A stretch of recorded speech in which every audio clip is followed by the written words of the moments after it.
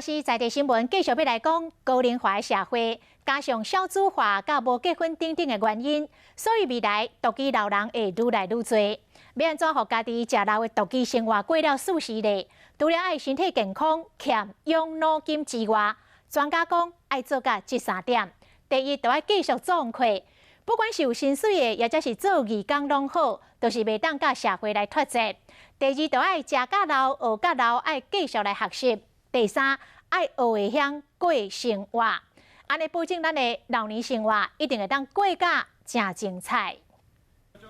所以头毛已经铺白啊，伊是率性阿嬷，已经71岁啊，也咧练家照练。最后2下，推吸吐。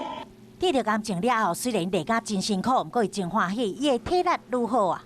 那我的兴趣，因为还没有生病之前，我就有在我们家一直就有在做重训。阿嬷有家己兴趣，活甲老，学甲老。台湾2026年进入超高龄化的社会，2034年一半人口拢在50岁以上。根据预防文化网络调查，3000人40岁以上，有54.5%的人对食老了后生活感觉不安，20.8%的人是中度不安。面对老年的时阵，除了要准备好退休金、顾好健康，专家有3点的建议：爱有工作，爱终身学习，爱晓过生活。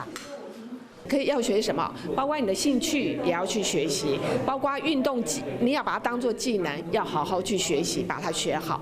我觉得就是要工作，要休闲，而且要学习，只要做好这3项。